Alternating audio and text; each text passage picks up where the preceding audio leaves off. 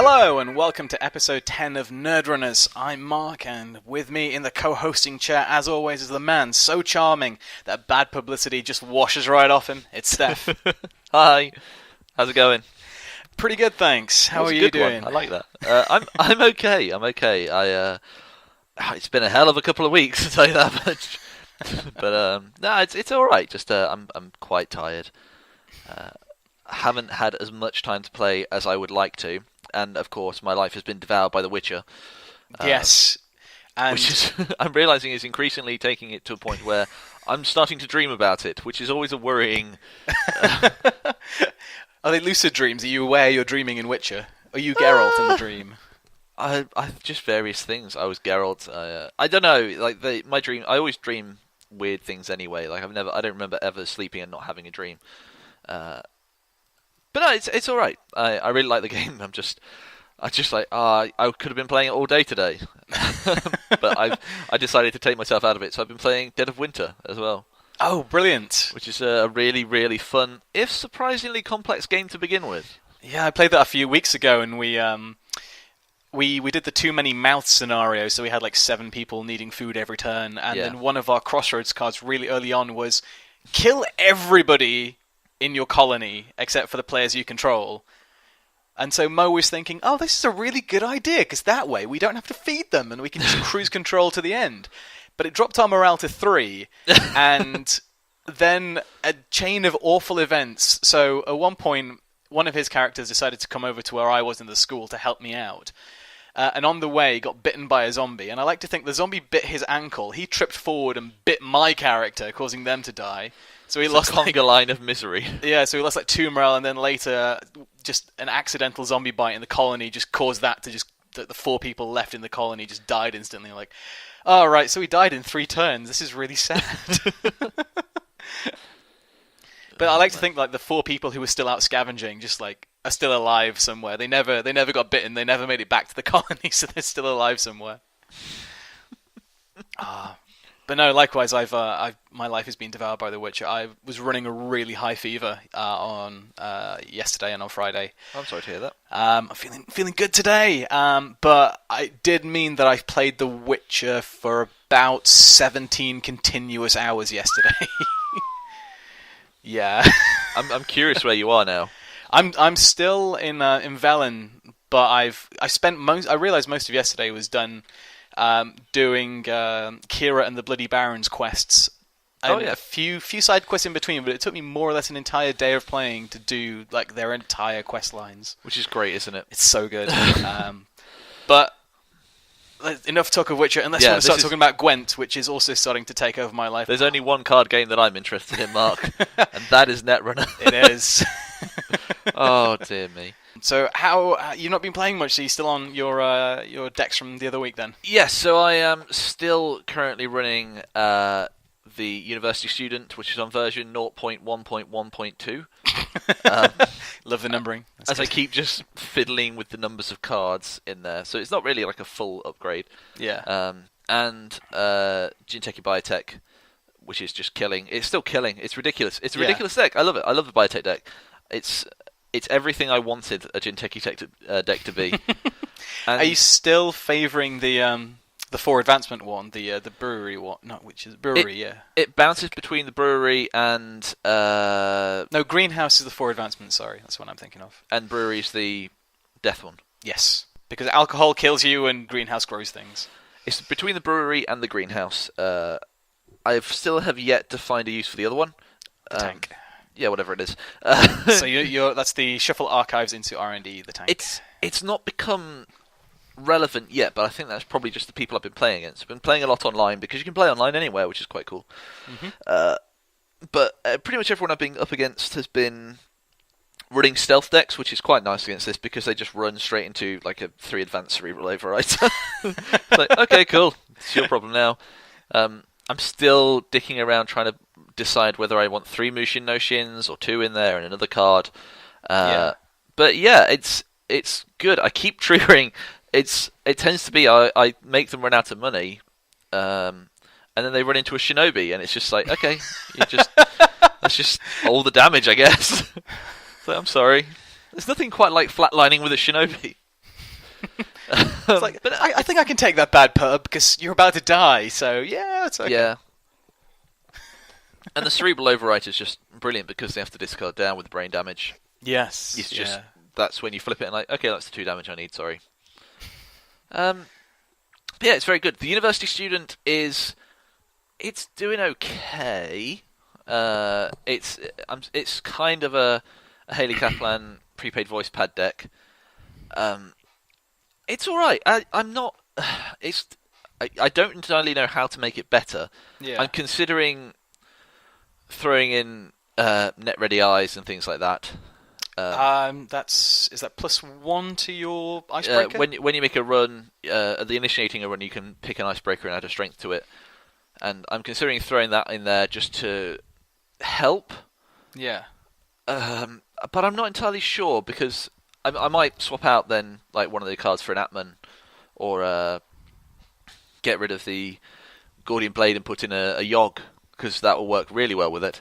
Yeah, that's a good point. That personal touch, net ready eyes, and Yogg. Yeah. You to a strength 5 if you need to. Yep. Which is it's good though. It's good. I'm enjoying playing it. It's shape of bullshit to the extreme. London Library's a lot of fun. Yeah, I have to admit. And just the bouncing it back and forth. What cards are you primarily putting on London Library?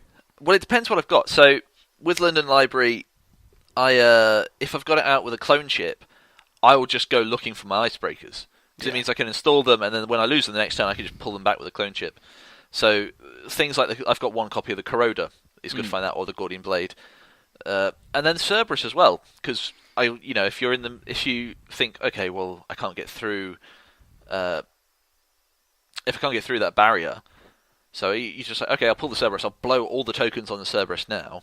I know I've still got one in my deck, and I've got the clone chips out, but it's kind of it's the synergy between that and the clone chips that's nice. Yeah. So it doesn't matter too much if you can't afford that click to pull it back, because you have your clone chip ready to get it anyway. Yeah, exactly. And as when I played and I realised I needed more memory, the Akamatsu Men chips in there have been amazingly good, because it means I can actually put data folding in and have a full icebreaker complement. Nice. So, yeah. And it means I can have an Magnum Opus and still have just enough to keep triggering the data folding. I wouldn't have thought you'd have needed data folding and Magnum Opus in a deck. No, but it's fun. You get 3 credits at the start of the go, and then just clicks like, okay, I've got 5 credits and 3 clicks left. That's Actually, enough. Yeah, I suppose, yeah. Yeah, it's like having a dirty laundry, without having to make a run. Yeah, I guess because then you've got 3 clicks left to do whatever you want with the and I've been finding that late game, it's been helping me avoid just running into traps. So it's not changed too much. I'm kind of I'm waiting for the next expansion to arrive at my house before I start building something else. I'm considering building an HB deck with Cybernetics Division. Yeah, I'm super excited for that idea. I've already got my deck built. I have some interesting ideas with what to do with it. It's going to involve a lot of Mushin and cerebral overwriters. Yeah, I'm considering just doing another Psy deck. Yeah, which would be funny, really, with Clairvoyant Monitor in it. Oh yeah, of course. And that's Codegate Psy game, and you can advance a card if you win the Psy game. Yes, and it ends the run. And it ends the run as well. Oh. Yeah, so if you win the Psy game, you place an advancement token on the install card and end the run. I love the mind games you can do if you end the run and then advance the card that was behind it. Yeah. Oh boy, that's good. And then Lockdown's just funny, which is it's a code game they'll just get through, but it's 0 cost, strength 5. The runner cannot draw cards the remainder of the turn. Yeah. So if you know they're planting into net damage, yep, just put that over your R&D as in Jinteki. And it's like, oh, you just hit a fetal. Okay, cool. You're not drawing up now, and I have quite a few Neural MPs in my hand. Well, it's not just that, but I could put it in with the Jinteki Biotech. Yeah. And that would just be fun. So I'm considering swapping out one of the Lotus Fields or the pop-up windows for it. Yeah, because I guess that would keep their hand size down and then allow you to just bust out your brewery kill. Yeah. Yep. So yeah, it should be good.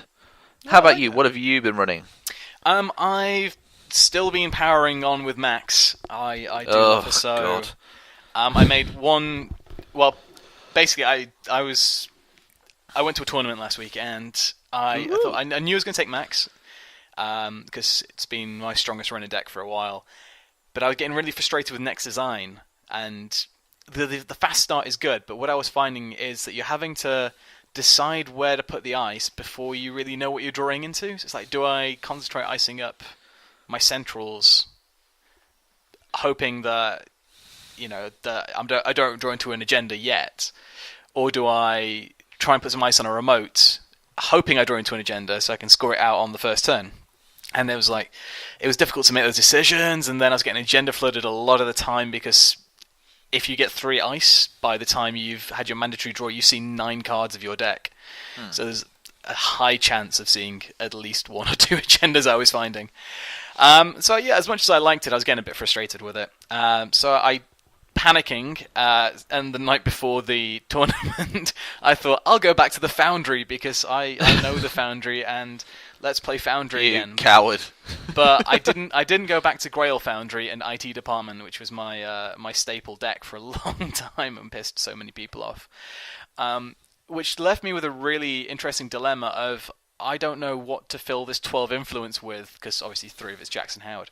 And alright, so I've got my next ice, and I basically took the ice suite that I was using in my next design deck, which I was really liking, though. The IQs are just fantastic. It's probably one of my new favourite pieces of ice. So yeah, I took out the ice suite, and I swapped out a few of the drawing, the clearance cards, because they don't work as well in the Foundry, because your hand is getting flooded with cards from the ice draws anyway. And so yeah, I was like, oh shit, what do I put in this deck? And I was like, I could do with some more economy, really, because I need a lot of economy to res the ice. So I settled on Grindel Refinery for some economy, which has an interesting story attached to it, and I'll get to in a moment. And then I was like, okay, I've still got me 6 influence left. What do I want to use that on? And I thought to myself, I know what I can put in there. After this is probably about 11 o'clock on the Saturday night. This is like going through all my binders, trying to work out what costs 2 influence and I can have 3 of. to fill my deck out, and I eventually settled on Punitive Counter-Strike. Because no one would be expecting that. This is true. And I was proved exactly right on the next day at the tournament. So yeah, like I said to you earlier, I'll run through the games and kind of point out a few interesting things. I won't kind of go to like play-by-play Arnold Rimmer Risk handbook style type scenario. I'll just kind of tell you some of the interesting things that happened.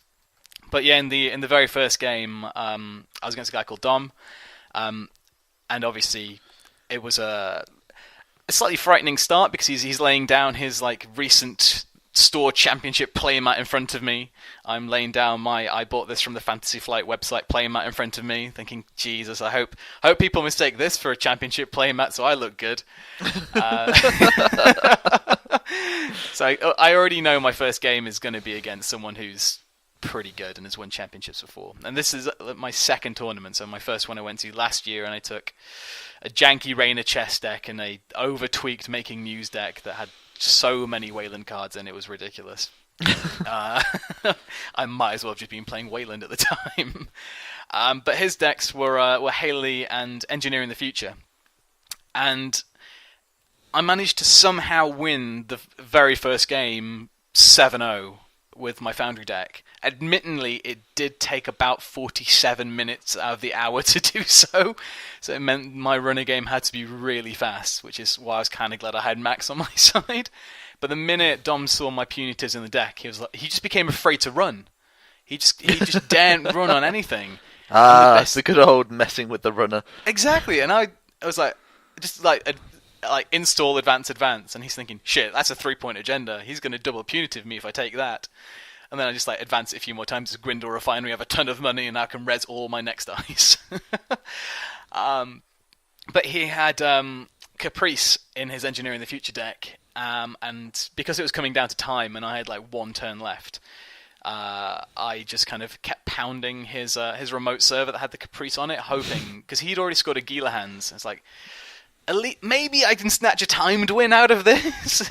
And I just pounded his remote server like 4 times, And eventually I'd got him to spend all of his money, so I won the last side game and took the accelerated beta test for the timed win, which I was very proud of. But it did kind of shake me up and make me think, right, I really need to play faster with my Foundry deck. Even though I thought I was playing fast at the time, it's still a Glacier deck. It's still slow to get going. It's still...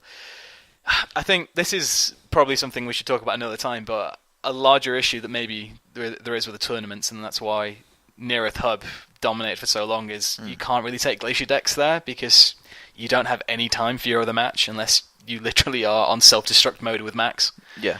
But that's a topic for another day.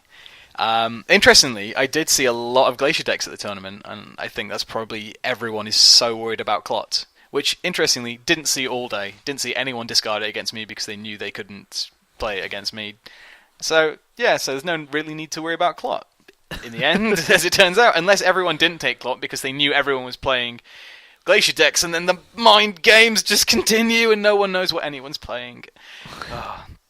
So I kind of won and timed won my first game, which immediately jumped me into the winners bracket, and I was like, what the fuck is going on here? I do not belong in this place. So I thought, you know what, I've made a good start. Maybe I might be able to get hopefully I'll get the alt-art pop-up window. Maybe I can get my way towards getting that Funky Store Championship playmat. But no, so the next match was against a guy called Alex, and he was playing Replicating Perfection and Kate. And I'd spent about an hour talking to him before the tournament started because we were there so early. Yeah. I don't think either of us had divulged too much of our decks to each other, so we were able to play it like not really knowing what the other one had. But I did kind of sigh when we talked at the start, and he was saying about he brought RP and Kate, and just like, oh, what a surprise! Someone brought RP and Kate to a tournament.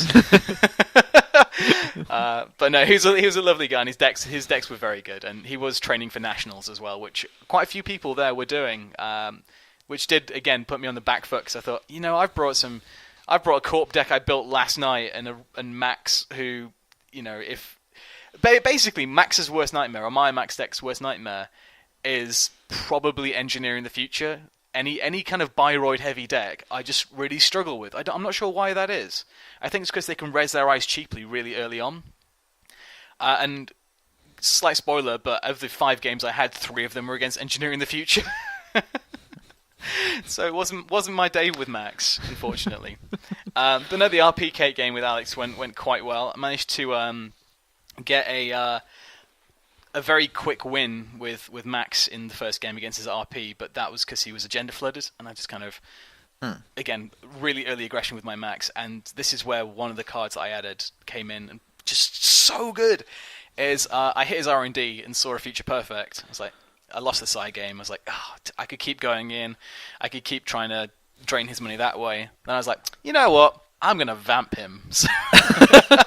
So I ran into HQ, drained all his money, and then walked in and took his Future Perfect. Which was, I did feel a little bad. It was almost like the Scorched Earth type victory, where you kind of feel a little bad for playing it, but at the same time...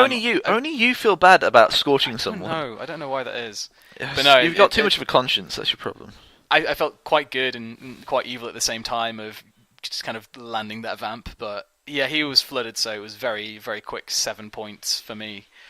And then played against his Kate deck, and this is where Foundry just didn't go my way for the first time after that awesome first win. But no, it ended up 7-2 in his favour, and his prepaid Kate just proved why it's such a good deck, why it's so well refined, why it's used by so many people, why it's so well respected and used in so many tournaments, because once that fucker gets going, they can get in anywhere. They can they have the money, they have the burst economy to surprise you. They have the ability to just get back any breaker they want. Oh, it's good. I did manage to pull off my first of 2 great Itchy plays of the day. Oh yeah. Was he ran into my first. I put down 2 cards over a remote server. So I rezzed the outermost one. It was an Itchy, and he kind of I can't remember what he had now, but yeah, he sacked his sentry defense, and he kind of like clicked through it and just like, yeah, okay. And then behind that was another Itchy, and I just just trashed his Gordian blade and a self-modifying code, I think. And it was a very sweet victory in terms of double stacked Itchy, which he shouldn't have really been running on his like third click, I think. No, I was going to say that's a dumb idea, especially if he knew it. But he didn't know it was two Itchies behind each other. But I was very happy with that Itchy play, and especially because I'd almost considered taking it out of the deck as well. But no, Itchy served me well. So yeah, I split that game and continued being really highly placed, which was still unnerving me. It's like, I'm tasting success. This isn't right. I'm bringing jank to this tournament. I shouldn't be doing okay like this. And then I played against a guy called Martin. He brought Leela and Engineering the Future. And first game was I played obviously Foundry versus his Leela, and he like first turn put out security testing, and I knew instantly what I needed to do was just ice up my archives, and then every time I needed to play a pad campaign or Adonis just to get me money, I iced it over, I shut out his entire security testing, which left his economy just he was so poor for that entire game because I just didn't leave anything uniced, and I kind of felt a little bit bad, but at the same time it's like, yes, clever play, Mark, well done. And as well, like luckily with the amount of ice that he was unable to get through, it meant that I could score stuff out. He was bouncing things back to my hand, and then I was just putting them down again because I wasn't scoring them out at the end of my turn.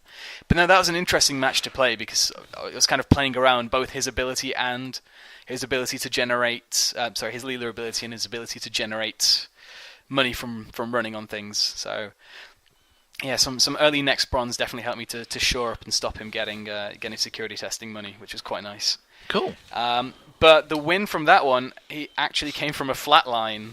He'd not seen any indication of meat damage in my deck to this point. Wasn't expecting it because it's the Foundry. Of course. And so what he did was, I think he took a Project Vitruvius, and then at the end of his turn, he'd finished on one card in hand.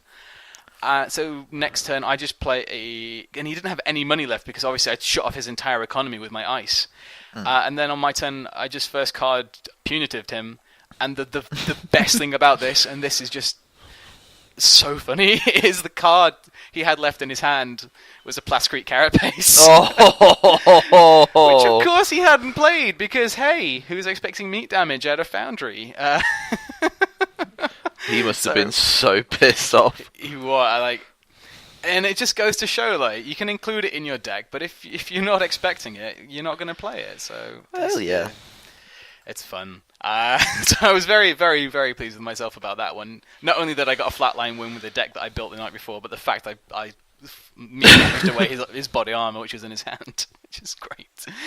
You're a monster. I know. I love it. And then my monstrousness continued in the next game against the second Engineering the Future deck that I'd seen that day, in which I managed to deck him with Max. It was 2-2 on agendas, but I won by decking. So he just left Joshua B out, and he left 8 League Reversal out. And for about 5 continuous turns, I just trash 5 cards, trash 5 cards, trash 5 cards. And he just didn't clear them. He just didn't remove them. And I think he said to me afterwards, he didn't remove them from the game. He didn't trash them because he forgot they were resources because no one really plays them that much, so he doesn't see them. And then really, yeah. So he's just like, he wasn't aware that they could be. I think he must have thought they were hardware or something like that. Yeah, I mean, Daisy Reversal, I can assume. Yeah, but well, I guess if you thought, if you thought DLR was hardware, and he's like, well, what's the point of Joshua B? It's only he's going to trash 4 cards anyway. You might as well leave him on 5.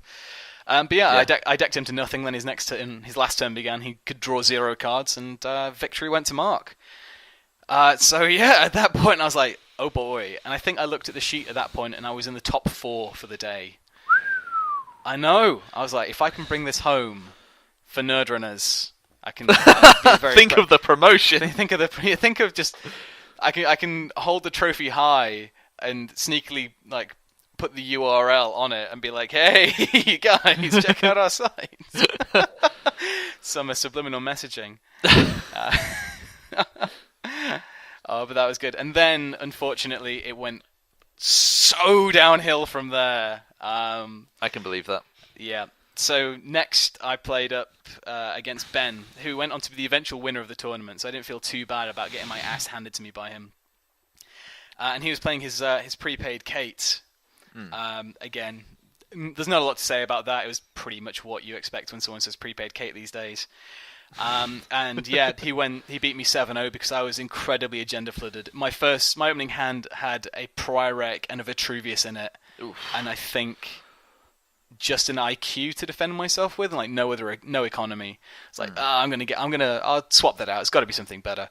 And then I drew into 2 Prior Wrecks and I think 1 piece of ice.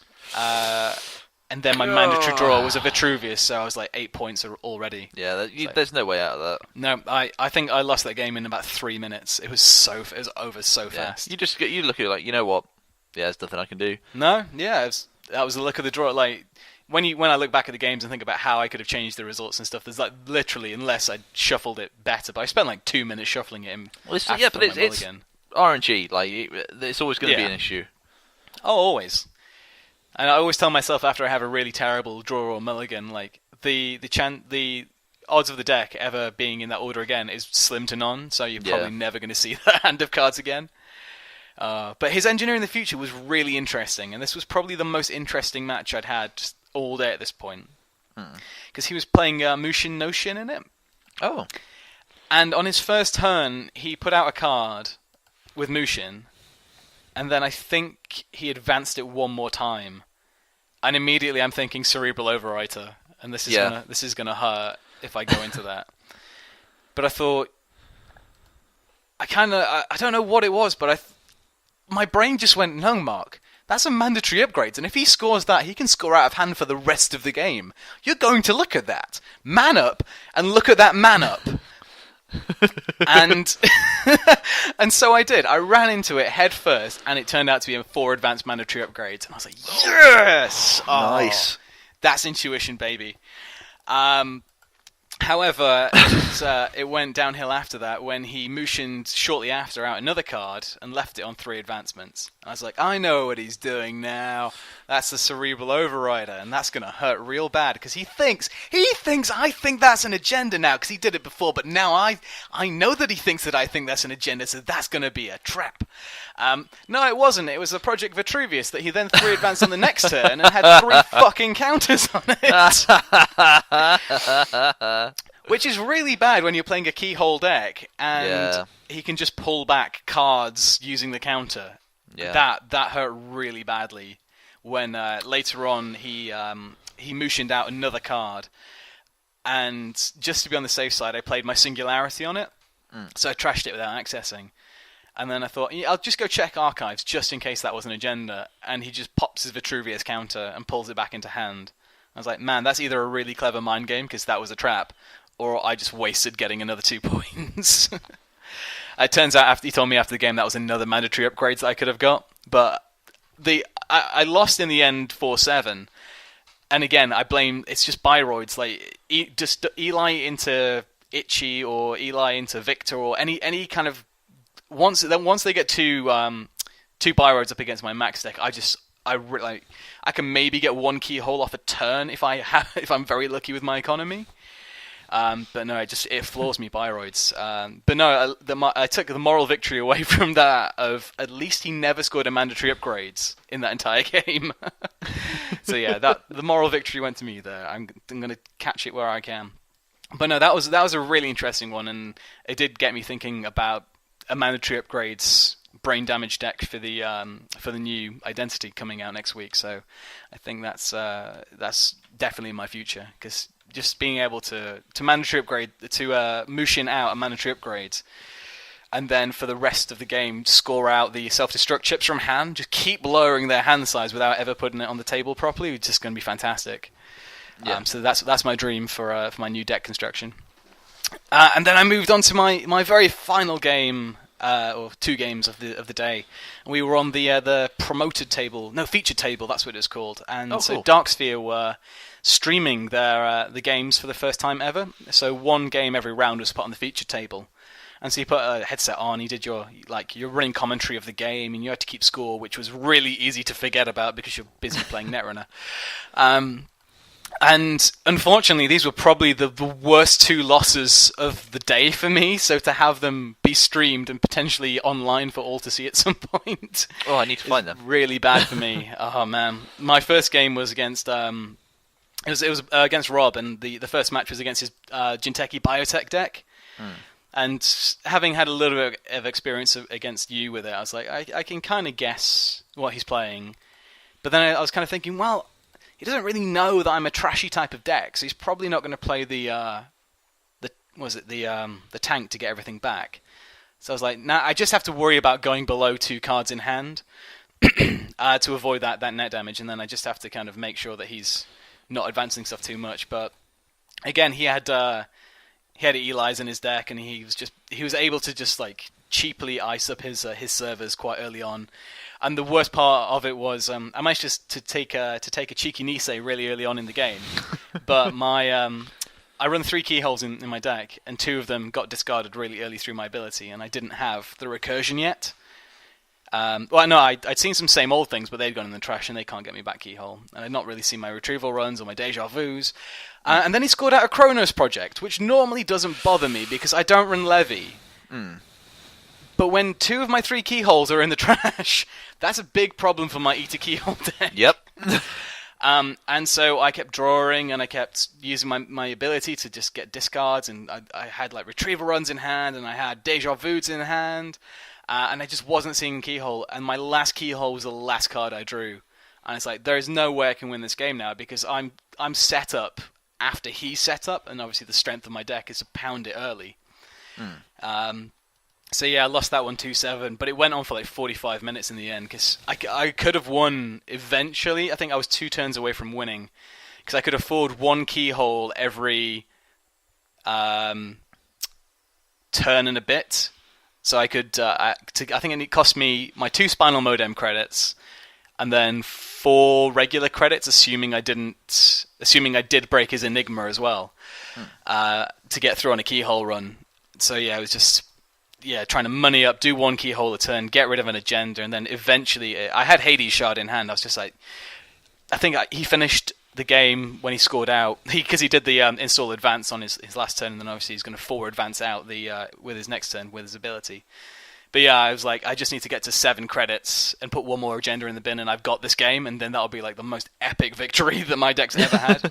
But all the while he's sitting there going, why aren't you using your Levy? And then I think he was so freaked out the fact I hadn't Levy that it threw him off his game, because he was expecting the Levy. It's like I think for like 4 or 5 times he checked the discards that he Kronos projected out just to see if Levy was in there in case he'd missed it. And he kept checking and rechecking. And he's like, "What is Levy in your hand? I don't understand. Why aren't you levying?" And I said to him afterwards, well, I was in a way I was trying to make you think that I did have Levy in hand, but I was waiting until I went down to so few cards that your ability might have kicked into net damage me, and then I'd have Levied back everything. But obviously I don't run Levy as max because it's just easier to power through my deck. But no, so it went long. I think I played fairly well in that game. There wasn't a lot I could have done about that, except obviously check the Kronos project, which I think he just installed and left there. I think I just ignored it thinking it was an asset, so it's my bad on that, but it screwed me over for I just didn't have the keyhole and was just it was bad. And then that was the other thing that ruined me on that match, was really early game I hit HQ. I think he just had a pup protecting it, so I paid my way in. So I could actually access, which is a rare thing that I get to do and always surprises me when I'm playing with my Eater. And I saw I pulled Krystian Grid, but only had 4 credits, so I couldn't trash it. And then next turn he iced up his HQ again, and I couldn't get in to get the Krystian Grid after that. And so my Vamps, my Account Siphons, my Wanton Destructions, or just everything would land flat, so I just had to ignore HQ for the rest of the game because of that bloody Krystian Grid and being 1 credit short at the time. That was bad. But I did turn 1 Wanton Destruction him. And it's cool. And I was like, that really screwed him over. And then he sat there looking across from me when I drew for my second turn. And he's like, I really hope you're not going to Wanton Destruction me again. and the card that I'd max mandatory drawn into was another Wanton, so I just played it again. That was good though, because just getting him to discard. Yeah, I think that's how I managed to get my 2 points from him. Actually, I think it's like because I got him to discard so many cards at the beginning, he discarded agendas away. But no, that was good. The fear of going down to too few cards in hand was greater than him forward advancing out a card, definitely for that game. But in the end, it was the greenhouse one he was running, and then he was running Andromeda for his runner, and this was quite surprising because he did some things that I wasn't expecting, and this, again, I think this was akin to me running Punitive. It threw me, and I think I was a little bit on tilt for having lost 3 games in a row, and also really tired because at this point I'd been playing Netrunner for about 7 hours. And I'm not going to lie, there was a little part of my brain that said, Mark, if you win this game, it's the cut to the top 8. And you won't be going home for maybe another 3 or 4 hours. It's just, you've got to be very dedicated to do that, haven't you? And it's like, so maybe you want to go home, maybe just lose this match. Do us both a favour, you're really tired, you've not eaten all day, you brought some water, that was good, smart thinking, but you want to go home now. I think it's the equivalent of like just listening to the Demon Headmaster and slowly falling asleep. It's like, yeah, you know what? That's a really good idea, Mox Brain. Yeah, I want to go home. I want to go home. And so that led me to do a really stupid thing where he took a Vitruvius, and then on my turn, I just played all 3 punitive counter strikes I had in hand. But he had so much money, he was able to pay off 2 of them. So I wasn't able to kill him. And the reason he had so much money is because he had a magnum opus in his deck, which I wasn't expecting. And not only, I thought it's either going to kill him, because I did have a considerable amount of money as well, so I could at least bump the tracers high enough to do damage on maybe 2 of the punitives. But then his with opus and Click the Baby, he was able to just get his money right back up again the next turn, and that left me with like no money left. So then he was just able to go in and just take what he wanted. But he was also running self-modifying code, which again I wasn't expecting to see in Andromeda. So at one point I was like, "Ha! See this code gate? You're not. Oh, never mind. You have an SMC. You're gonna get through that. Ignore me." So sorry, keep going. But that went to time, and again I was incredibly agenda flooded. He managed to pull like. I think I was 6 points early, and then I just put them all in the bin because I managed to find a Jackson. I was like, at the worst case, I can put them back in my deck. But he didn't even check archives, so the rest of the game, there were 6 points in there. Plus, I think I had another 2 Vitruvius in hand, and an ABT, which he'd already stolen. So it was just, I'd seen most of my agendas in that game again. But no, it was really interesting. And yeah, the one thing that I was quite interested as well, like, because again, I made a few random notes, but yeah, most runners that day were using fuck it, I said it again! So, my apologies, I thought I kicked this. Symmetrical Visage. Most people... I even have it written down in front of me as symmetrical, so why not... Oh, never mind. It's going to be my one major Netrunner foible now, isn't it? Just saying that wrong. Most people were running Visage. Most runners were running Visage, which I thought was really interesting. And it's also, I mean, it's a great card anyway, but interesting how that's basically made it into most running decks already. Just that credit and card for a click is really great. Yeah. What else? What other interesting things? So obviously after being in, I think I went from top 4 to finishing 11th after those additional 2 losses from Rob. So I finished 11th out of 22, which I think is pretty good. Got myself my alt art pop-up window, which looks freaky as fuck. So that's now on my desk next to my alt art Wildside I won last year. Nice. So yeah, I was quite happy, and yeah, last time I played I was 12th out of 16, so finished slightly higher, but there were more people, which cool. I think is quite. I'm quite happy with that. Yeah, not bad to say that I built my Corp deck the night before, and I'm still running a fairly janky Max deck. And one thing I'd like to point out as well is I think I was one of the few people running meat damage. Well, I know there were other people running decks that I didn't see, and I know there was like Near Earth Harbs, and I know there was at least another Max. And most of the HB factions were represented as well. I know there was someone playing the massive hand size one, Cerebral Imaging, I think that one is. Or is that the Jinteki, Neo Jinteki influence? Either way, so the HB one we had a massive hand size. Yeah. And there was lots of engineering in the future. I think there might be one stronger together. I was Foundry. There was a next design as well. So it was really interesting how while it was like HB dominated, most of the IDs in HB were represented, which I thought was quite interesting. Yeah. And yeah, again, runner-wise, it was fairly consistent. Aside from a guy sitting next to me at one point who's playing Max, didn't see any other Anox the entire day. It was all Leela, Andy, Kate, and then a Haley. So again, it's quite Shaper criminal still. But no, really great fun. I was very, very tired at the end of it and almost fell asleep on the tube. Oh, wow. Yeah, I was exhausted. Just 10 games of Netrunner. Well, yeah, because five matches, 10 games in it, and it's just my brain was just mush at the end. I couldn't think. I even had a really nice idea for like an ice destruction deck, and I just couldn't even open my NetDeck app to make it on the way. I was just like, I need a break. I can't look at my card, and I was really glad that I had a work due this Tuesday because it meant I didn't get to go to Netrunner this week, and I could take a break after the Sunday. Yeah, when I last did a tournament, I took like a week and a half off just because my mind was so frazzled. Yeah. Oh, cool. Well, it sounds like you had a good time. Very good, and I think the thing as well is, even though you kind of know or think you know what to expect from a tournament, people are not packing those decks for the most part. And again, this just goes back to what I always say: just play what you want and don't worry about what other people are playing.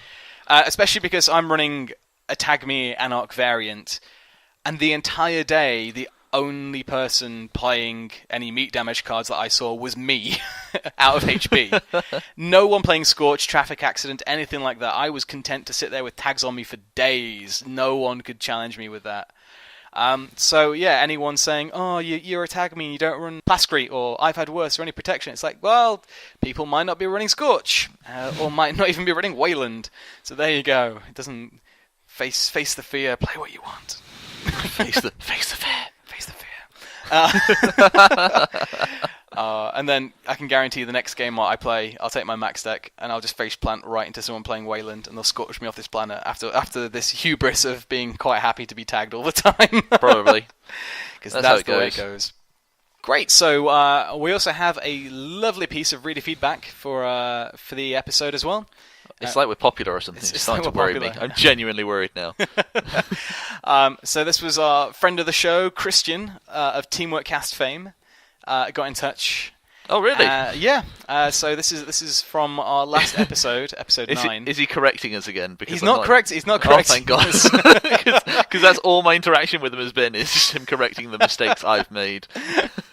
Oh man. No, deviating slightly, I sent him a picture of the picture you sent me of your the playmat that I sent you, the Katie Jones one, and he was very, very happy that I'd got that for you. He said I made a good choice on the playmat, and he also wishes you a happy birthday, which is now very belated. Well, yes, but but that's my bad for not. That's fine. I don't mind. I thought thank you very much, Krystian. I appreciate it. They'd be quite happy to see his playmat is now in the hands of yourself.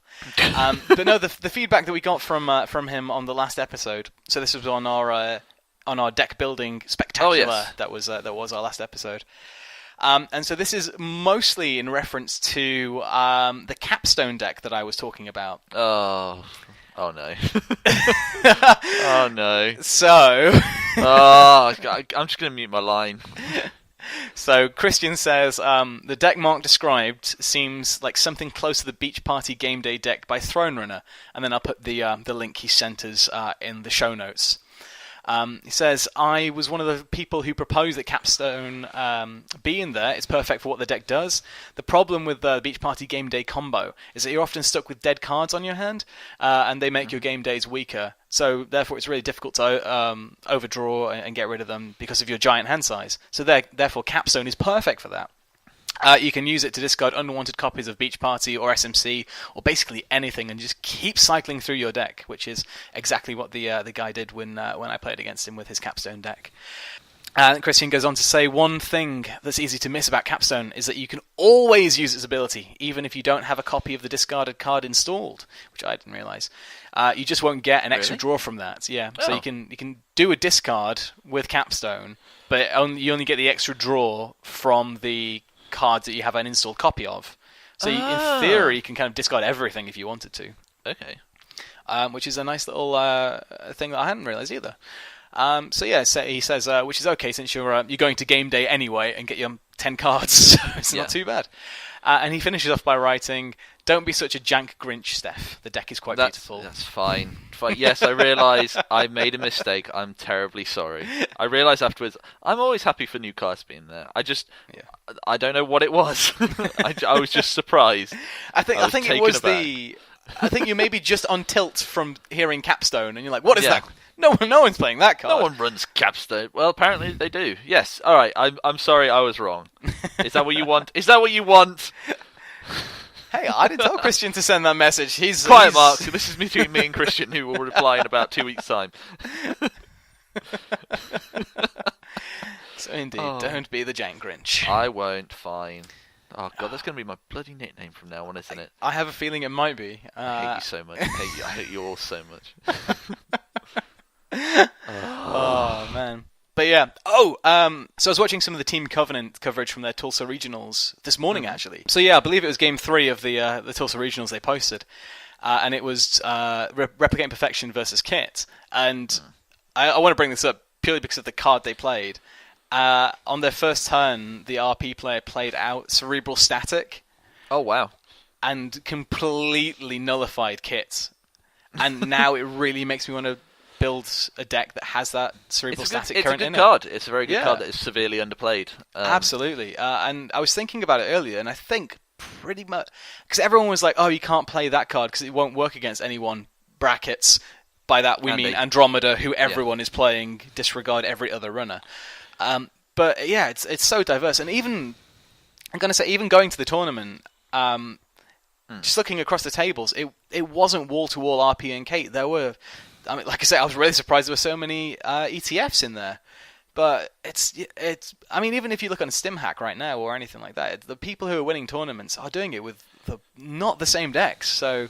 Yeah, so sitting across from a Kit and playing a Cerebral Static just ruined. I think it was actually Tim Bunn, and it just ruined his game because he couldn't. They iced up their HQ, iced up their R&D, and then played Cerebral Static, and then he's sitting there not able to get in because he can't make things co-gates anymore. And it was amazing and because Tim couldn't get in with Kit. It meant the RP guy could just keep icing up and icing up and icing up, and he was like 3 ice deep on most things. And it was phenomenal to watch. It was just like, I can't believe this one card has just ruined someone so much. And I got thinking and trying to think of which runners it really doesn't affect that much, and obviously Andromeda's one of them. And I thought maybe Ken Tenma as well, because I don't think many people build to gaining that one credit from the run event. I think they just play him as just a run event runner. So that one's Ken Tenma probably won't be affected too much by that either. But then I was thinking about Shaper, and it's like it completely messes with Kate's economy, completely messes with Nasir's economy, completely slows down Haley completely. It pretty much ruins everyone's day apart from Andy. Yeah. Who's already finished by the time she's and potentially Wizard as well, because it's not like it's annoying with Wizard, but it's not game ending. Yeah, but no, yeah, I was watching that game and just thinking, I couldn't believe how good Cerebral Static was being in that match, and I know obviously I've probably seen it in its best case scenario game, but it was awesome, and it's just like, man, that's my pick of the week for underused card. I think it's just like. Hey, getting it in there at the very end. We're still going. Well, I'm trying to highlight the ones people don't play that are actually fucking awesome. It's true. It's true. I had one as well, which I wanted to talk about very briefly, which is a game that I played, which is from the core set. Because I played against a guy who, in the few times I've actually been out playing this week, he only owns the core set. Yeah. He owns the core set and a couple of others. But he's playing Lemuria Codecracker. Oh, that is if you made a run on HQ, credit and a click, and you get to expose a card. Yep. It's basically Silhouette's ability in a card. Yeah. It's just a nice way. He'd essentially built like a very, very low-grade Silhouette deck. I can't even remember what was in it, but I just love the fact that it was in there. Yeah. It was nice seeing a Gabriel deck that didn't have Desperado. It was just quite nice. Awesome. Well, not that I saw a Desperado. He may have had it in there, but... Yeah, well, I guess if he's only got the core set, he only has one Desperado. Yeah. But no, yeah, it's funny you should say that. I actually played against someone a few weeks back now who, in a similar position, just had the core set, but or maybe a couple of data packs, but they're also running Codecracker as well.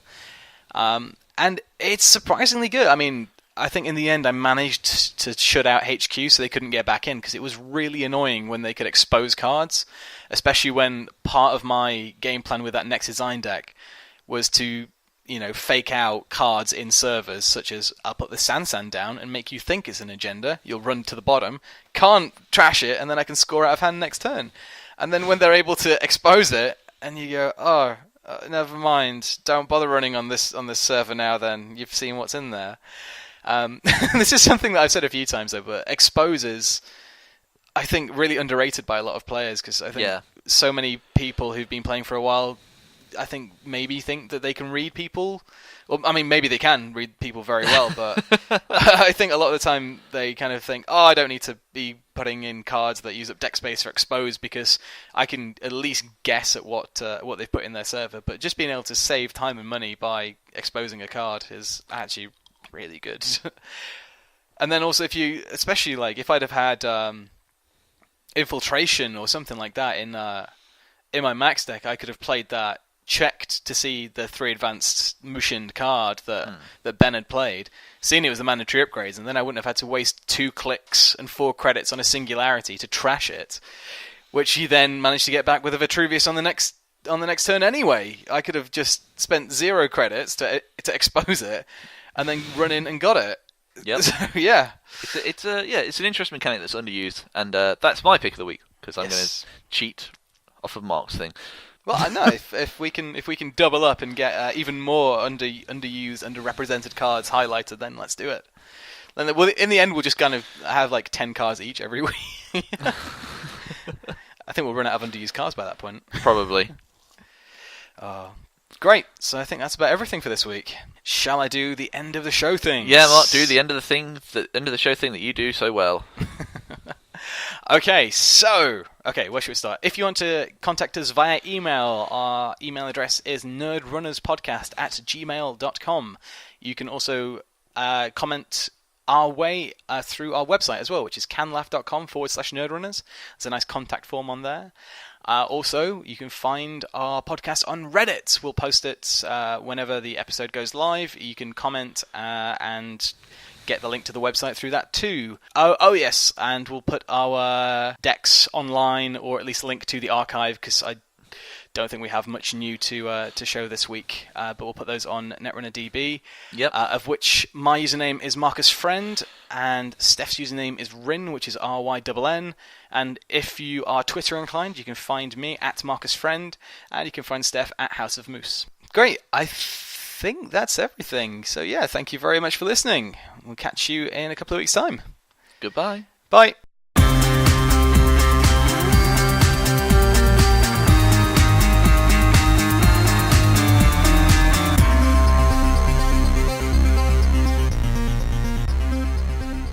My notes are incredibly messy for this. Okay. It was like the time I went speed dating, having to scroll things down in between each match. Just like, I need to remember that you had this card in your deck and it was interesting, and what your name was, and when we played, and what the score was. And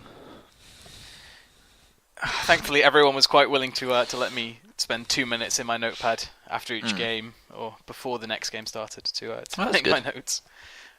Unlike speed dating, where you literally can't write anything because you have to be on it and talking to people straight away. You can't spend the first 30 seconds of your 3 minutes writing down how much you liked the last person. Doesn't come across very well. She was really pretty, unlike this one. Damn it!